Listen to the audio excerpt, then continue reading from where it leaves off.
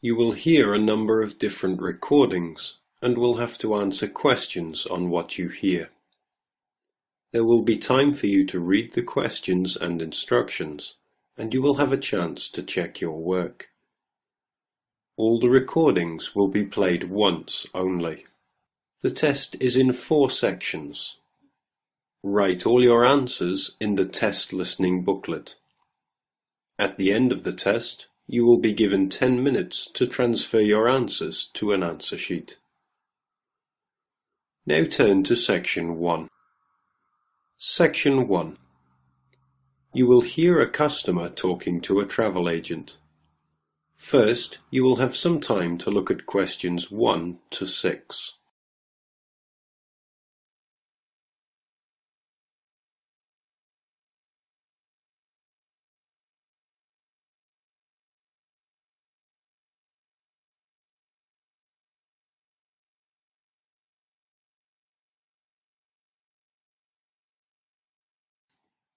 You will see there is an example which has been done for you. On this occasion only, the conversation relating to this will be played first. Hello, welcome to the travel depot. How can I help you? Well, I'm looking for a reasonably priced holiday. I went to South Africa for a month last year, and I'd like to see North America this time, maybe Canada. The customer says he went to South Africa last year, so the correct answer is C. Now we shall begin. You should answer the questions as you listen, because you will not hear the recording a second time. Listen carefully and answer questions 1 to 6. Hello, welcome to the travel depot. How can I help you? Well, I'm looking for a reasonably priced holiday. I went to South Africa for a month last year, and I'd like to see North America this time, maybe Canada. But I'm also interested in Europe if the prices to Canada are too expensive. I'm on quite a tight budget, you see. Well, you could go to Europe, but I'll get some prices for Canada first. I've been to Vancouver. It's lovely at this time of year. And we have some special offers on at the moment. Okay, well, I have some relatives over in Vancouver, so that would be good. I can always travel around Europe next year. Besides, it may be a bit too hot for me at this time. Right, let's have a look at some prices then. When would you like to go? Sometime at the end of next month if possible, but I'm quite flexible any time between the 24th and the 31st. I'd like to go for 3 weeks. Well, there's lots of availability for those dates. Now, if you're concerned about the cost, it's cheaper if you don't mind not flying direct. Sorry, what do you mean? Well, if you don't mind changing planes, then it's cheaper. Oh, well, I don't mind changing planes. In that case, the cheapest flight I have leaves on the 25th and changes in New York. It's only a short stop. You'll be in the airport for 2.5 hours. How does that sound? Sounds good, but what's the price? That's £412 for a return flight, but that doesn't include airport tax. Would you like to arrange any accommodation? No, I have a cousin I can stay with. All I need is the flight, so I think I'll take that one. Right, I'll just check availability for your return. 3 weeks, did you say? Yes, that's right.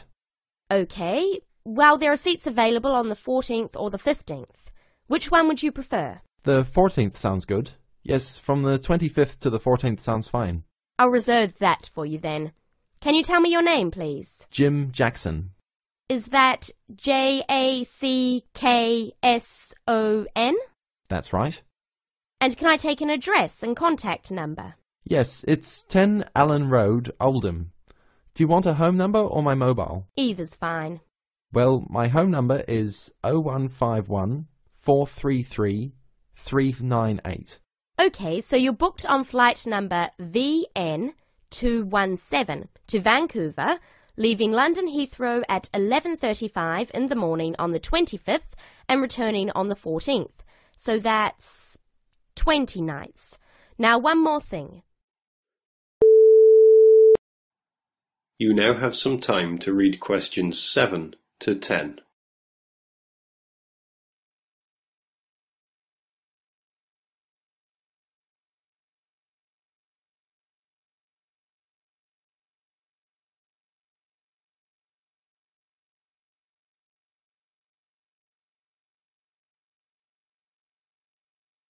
Now listen carefully and answer questions 7 to 10. Now one more thing. Do you have any travel insurance? We recommend all our clients take out some kind of cover, even though most people don't end up needing it.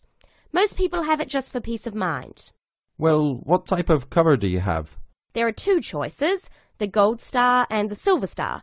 Our most comprehensive cover is the Gold Star, which will cost £21 for the period you are away. It's a good policy because it covers almost all eventualities, even extreme sports such as snowboarding and skydiving. What about the Silver Star? That's £18, but it doesn't cover you for any dangerous sports. Well, for £3, I think I'll take the first one. The gold cover, please. Right, and is there anything else I can help you with? Well, do you have any information about what to do in Vancouver? Yes, I'm sure there's something on the computer that can help. Yes. There's a Shakespeare play at the theatre, but at $54 it's quite expensive. That starts at 8 p.m. The City Museum is really popular too, if you like that kind of thing. They have a special exhibition of Japanese armour next month. Entrance is free and the museum is open from 9 to 4:30, Monday to Saturday. Would you be interested in either of those? Oh, well, maybe. Well, I'm sure you can arrange that when you get there anyway. So it's the flight and the Gold Star insurance. That's £433 in total. Can I pay by Visa? Yes, of course. If you start... That is the end of section 1. You now have half a minute to check your answers.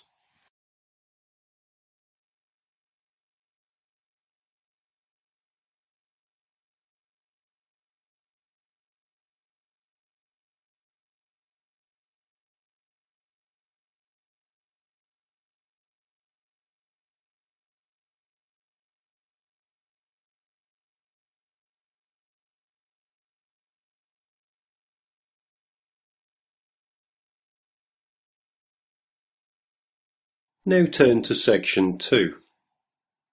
Section 2. You will hear a speaker talking about property. First, you have some time to look at questions 11 to 15.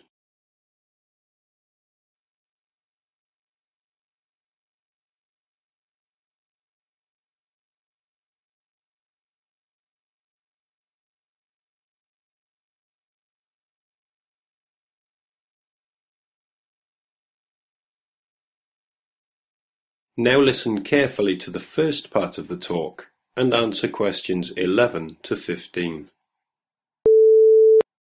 Thank you very much for inviting me here today. I understand that you all own your own home, and some of you may be interested in buying additional property here in the city, so I hope you will find the information I am going to share with you useful and informative. I'm going to talk about the situation with property here in the city. The city centre of any area is obviously going to have the highest prices, and as more and more people are competing for houses in this area, both renting and buying are becoming increasingly difficult. It is most people's dream to one day own their own house. House ownership gives us a feeling of having achieved something, and we can see clearly what we have worked so hard for all our lives. It can give us a sense of security for our old age, and a knowledge that we will hopefully have something to pass on to our children. However, buying a house, particularly for first-time buyers, is becoming more and more difficult, not only due to increasing prices, but also because of the need for a substantial deposit. For younger people, buying their first home is very difficult and often impossible. Young couples who cannot get the deposit together need to rent for a long time and sometimes forever. While traditionally homes near the centre of the city have been the most desirable, people are now looking further afield. This has happened for a number of reasons, the main one being that our style of work is changing, along with that of other countries such as the USA. In certain professions, for example sales and computing, it is no longer necessary for people to be based in an office full-time. More and more people are beginning to work from home, which means they can avoid the hustle and bustle of rush hour traffic jams into work and have more freedom to choose to live in a more rural and peaceful location. My company deals with finding property for both purchasers and renters in the city area. One of my main roles within the company is to find investment properties for people who wish to plan ahead for their future. You now have some time to read questions 16 to 20.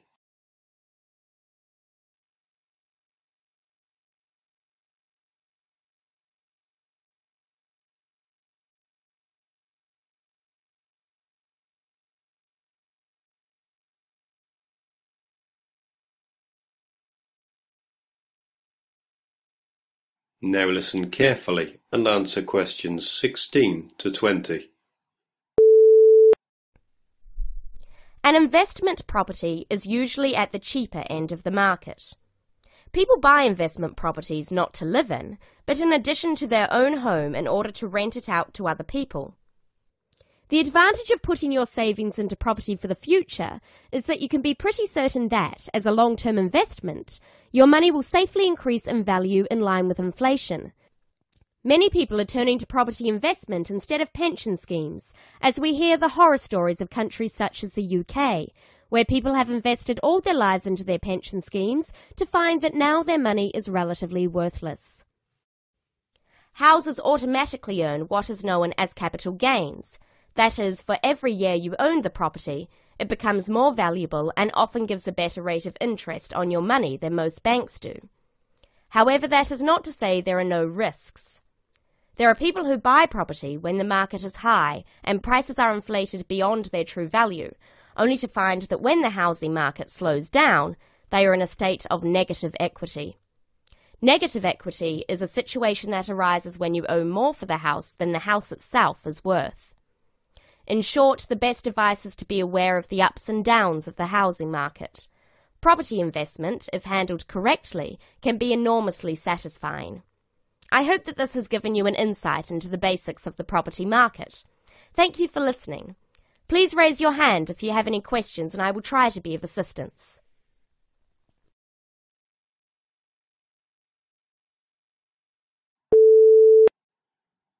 That is the end of section 2. You will now have half a minute to check your answers.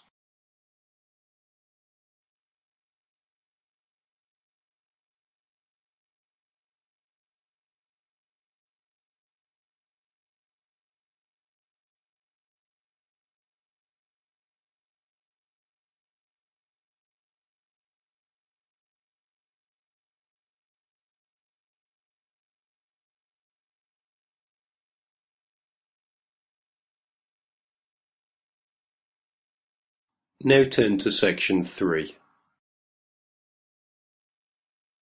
Section 3. You will hear two people talking on a radio show. First, you have some time to look at questions 21 to 24.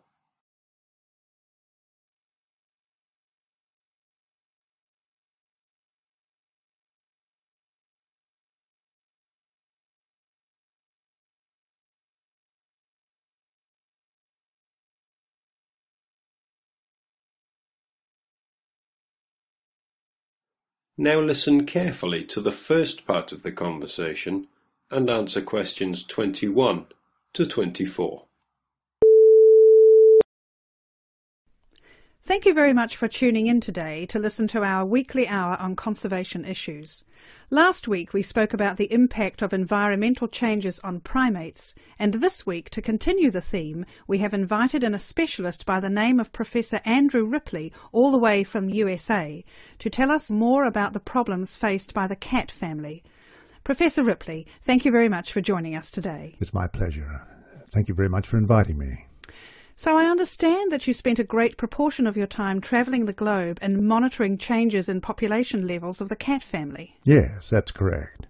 Of course, we're not talking about the domestic cat here, but their majestic cousins such as the lion, tiger and jaguar, to name but a few. Which member of the cat family do you yourself find to be the most fascinating? Well, I've spent a lot of time recently studying jaguars, but the lion is still my personal favourite. It is the world's most social cat, and unusual in the way in which it chooses to group together with others of its species. Prides of lions basking in the sunshine are probably one of people's most vivid perceptions of the African bush. Yes, certainly. I totally agree with you.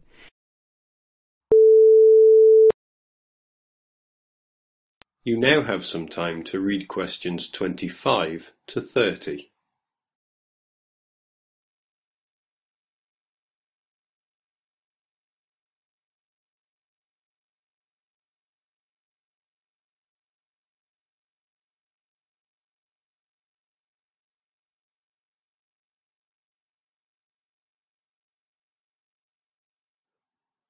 Now listen carefully and answer questions 25 to 30. Can you tell me the current lion population in Africa these days? Well, it's very difficult to measure it accurately. Figures range from 100,000 to as few as 30,000. But it's generally estimated that there are 50,000. In order to maintain the population and protect the species from poachers, many are moved to protected areas. Which member of the cat family do you feel is most at risk? For different reasons, a number of species of the cat family are endangered, sometimes due to natural predators or environmental changes, but mainly because of the threat of hunters. For example, I'm sure you're aware the bones and body parts of tigers have been and still are traditionally used in medicines in the Far East. And because of this and the demand for medicine made from tiger parts, their numbers have been falling for some time. And to date there are fewer than 6,000 tigers living in their natural habitat of the forests and plains of Asia. What is being done to curb the population decrease? Well, specialists such as myself work closely with conservationist groups such as the World Wildlife Federation, or WWF, to protect tigers from illegal hunting. WWF considers the drop in tiger numbers to be catastrophic, and they are working hard to conserve the populations in China, India, Indonesia, Malaysia, Thailand, Vietnam, and Russia. I understand that poaching is not the only problem faced by the leopard. Let me get this right. Is it the snow leopard which lives in the mountains in Asia? Yes, it is. Poaching has been a problem, but not the most important. Its natural prey, the animals it hunts, is declining too. Its natural habitat in high-altitude areas, specifically the pastures, is threatened by the growth of agriculture. It is this that is causing the main problem for the snow leopard. It is going to be extremely difficult for numbers to recover, but again, the WWF has been working hard to continue to fund projects to aid the snow leopard in Nepal and Pakistan, and hopefully Bhutan very soon. Well, this is fascinating information you are giving us, Professor. We are just going into a short commercial break. When we come back, I have a few questions for you about the puma and the jaguar. Remember, listeners, there will be an opportunity to phone in and voice any opinions or questions you may have for the Professor in 10 minutes.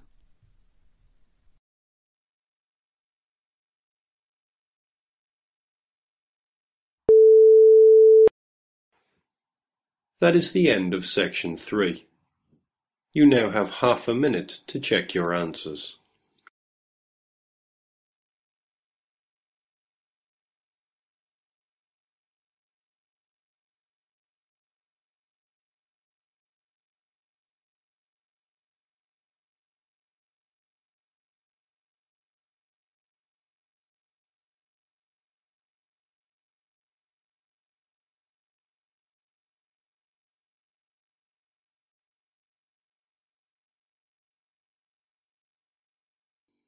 Now turn to section 4. Section 4. You will hear a talk on the subject of overpopulation. First, you have some time to look at questions 31 to 40.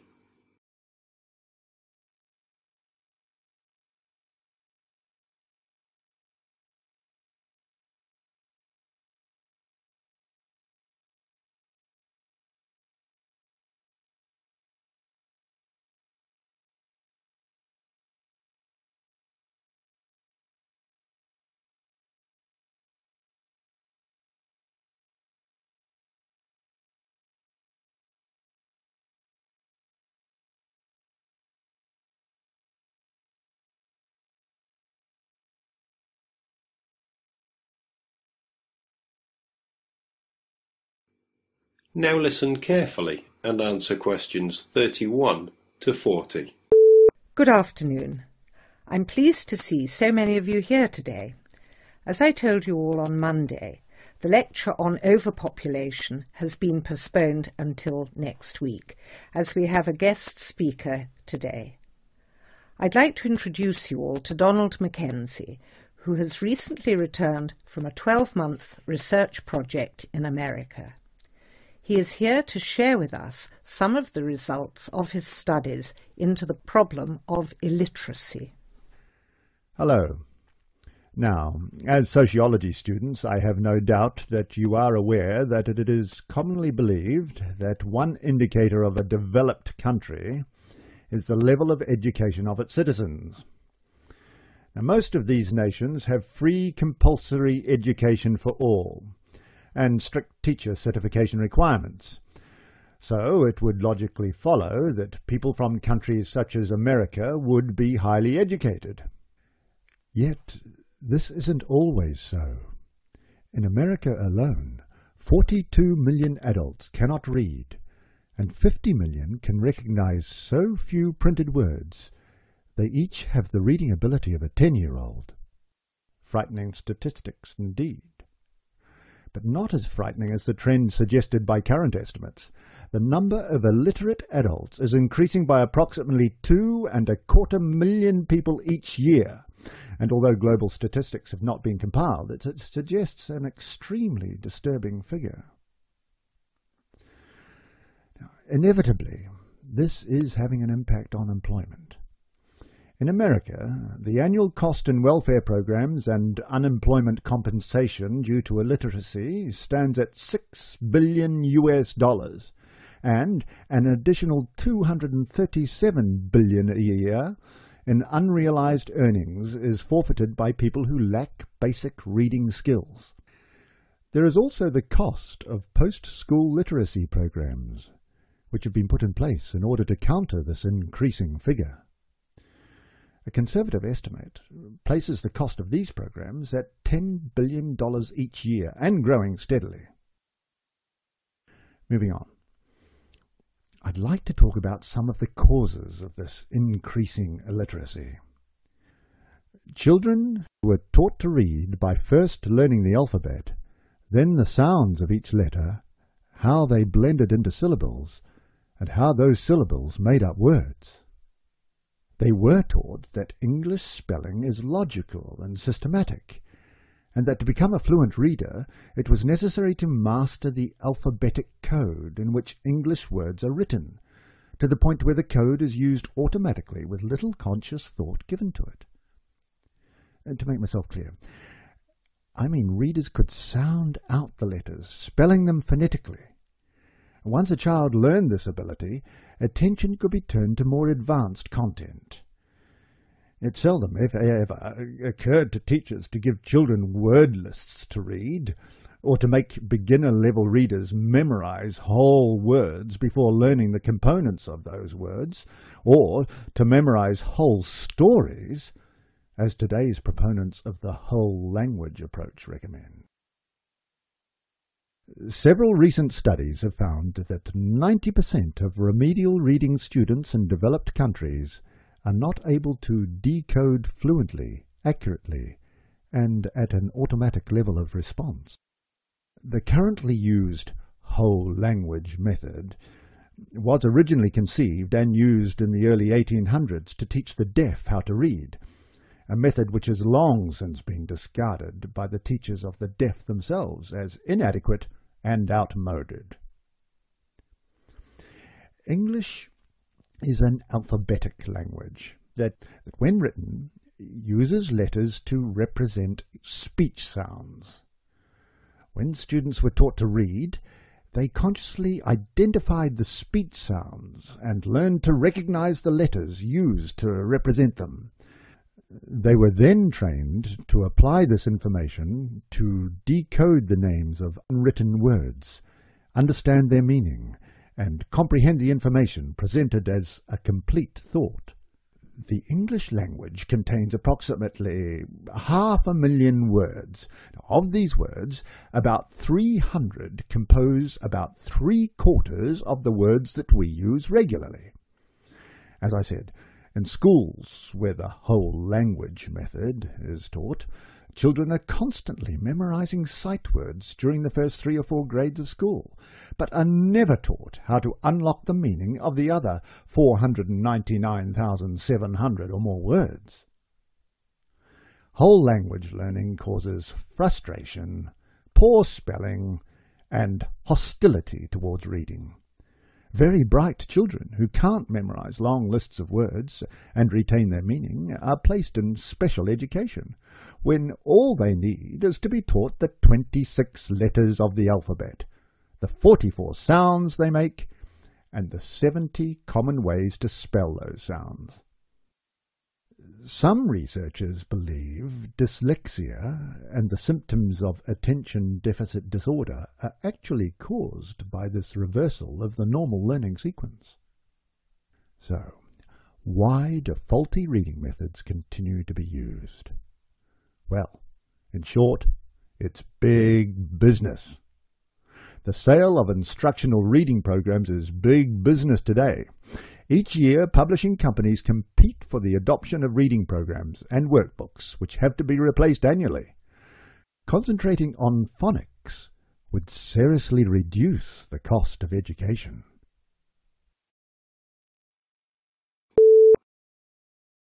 That is the end of the listening test. In the real IELTS test, you would now have 10 minutes to transfer your answers to the answer sheet.